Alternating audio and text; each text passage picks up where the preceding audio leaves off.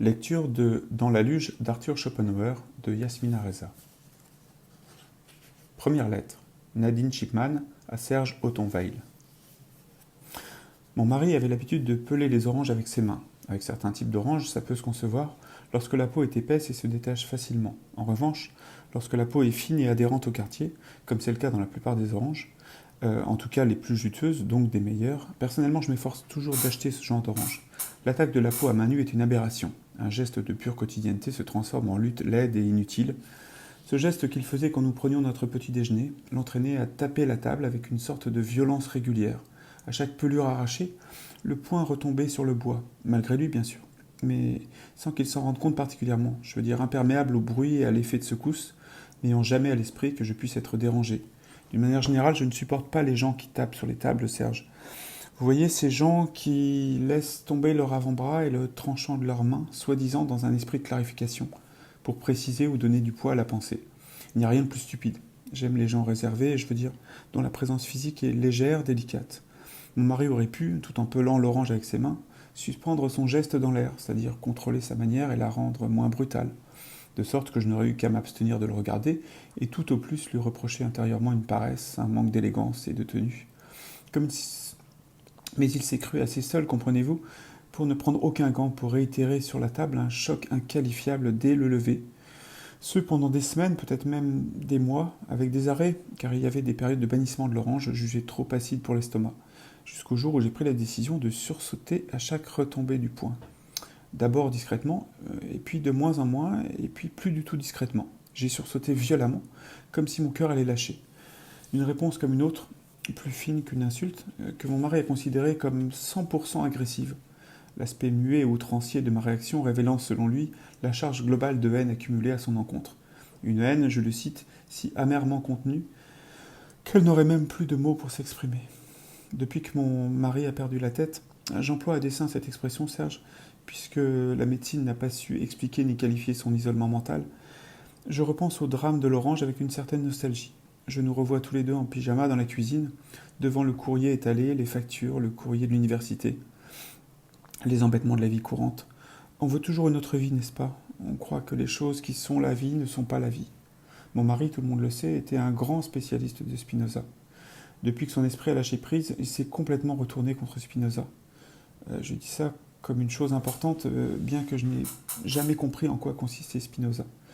J'ai toujours dit mon mari est un grand spécialiste de Spinoza, comme si je savais très bien qui était Spinoza.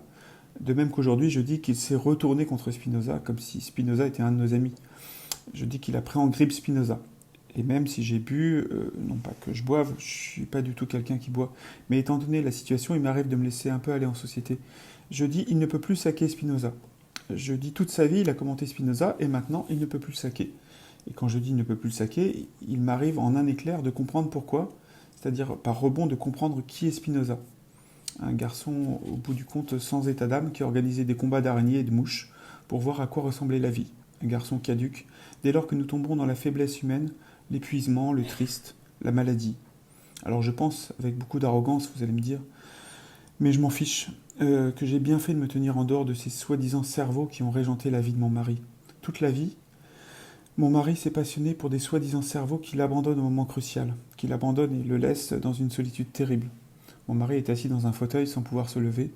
Mon mari déraille et mon mari est en grand désarroi.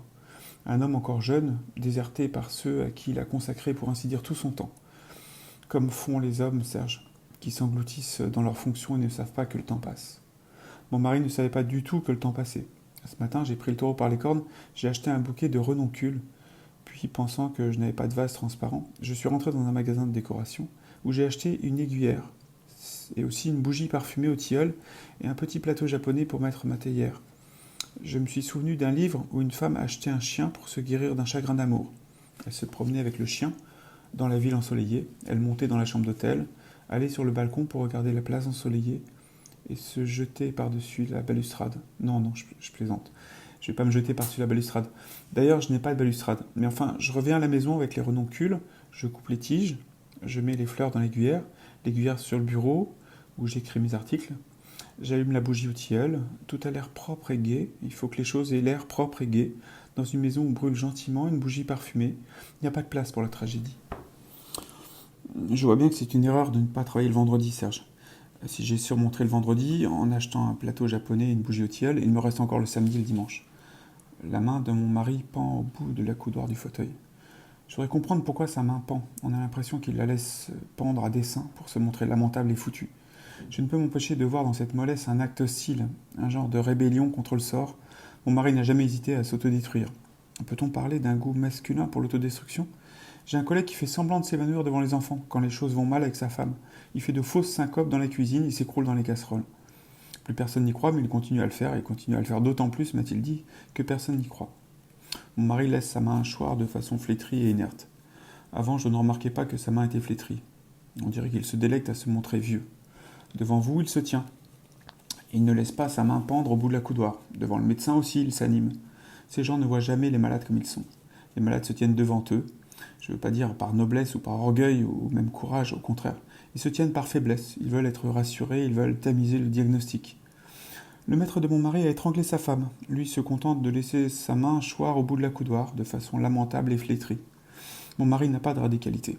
C'est un disciple. La génération de mon mari a été écrasée par les maîtres. Ce matin, j'ai dit à notre fils, « Ton père présente les signes du plus complet désœuvrement. Papa tient un dépôt vide de la SNCF. » Je dis, car tel est le visage que mon mari affiche en ma présence. Je dis bien en ma présence. Je ne pense pas que le même personnage lui serve en d'autres compagnies. Les hommes jouent à être ce qu'ils sont, aussi bien dans la vie courante que dans la maladie. Au début, mon mari était contre les médicaments. Aujourd'hui, il en raffole. Au début, contre les médicaments, contre la pharmacie. Aujourd'hui, pour les médicaments, épouvantablement pour. Aucune ligne de conduite, aucune tenue dans l'être. Pendant des années, nous avions Spinoza, Spinoza, pan, pan, pan. Aujourd'hui, exaltations diverses, drogue et main molle. La folie n'excuse pas tout. La vie conjugale nous a tués. Comme elle tue tout le monde, et c'est pas la philosophie, croyez-moi, qui vous donne un coup de main dans la vie conjugale. D'ailleurs, je ne vois rien qui puisse vous sortir la tête de cette embarcation maudite. Surtout pas la philosophie, qui en gros, sous des allures plus ou moins provocantes, s'est toujours attachée à calmer les esprits, à réduire la bête sauvage, notre meilleure part. Je suis une grande fan des Spartiates, voyez-vous, Serge. Des gens qui n'ont jamais donné la moindre chance à la famille, à l'hébétude de la vie sentimentale. Des gens qui se débarrassent des nouveau-nés difformes en les jetant du haut des falaises. Les Spartiates sont pour moi la crème du genre humain. Je vous sens perplexe et un peu affolé. Vous vous dites le mari débloque, mais sa femme aussi. Je ne débloque pas et je le regrette. Il doit y avoir quelque chose d'apaisant à être fêlé, ou à pouvoir alterner le fêlé et le normal, comme le maître de mon mari qui demandait à se faire enfermer à la moindre contrariété. Il avait trouvé un rythme de vie. C'est bête qu'il ait tué sa femme. On maintient un certain cap et on finit par déraper. On maintient un certain cap contre l'impuissance, contre le chaos, et un beau jour on fout tout en l'air. C'est dommage. Et merveilleux. Serge, est-ce que nous ne voulons pas au fond que quelque chose arrive, un chavirement, un naufrage, ou n'importe quelle explosion qui nous dégage de l'accablement domestique? J'ai aimé mon mari. Pendant un temps, j'ai sincèrement aimé ce garçon brillant, fringant, avec son cartable de cour, tout à son sujet. Quelle fatale erreur de mettre l'amour au centre du mariage. Amour et mariage n'ont rien à voir. Amour et famille n'ont rien à voir. Les sentiments entre un homme et une femme ne peuvent que s'engloutir dans ce dispositif.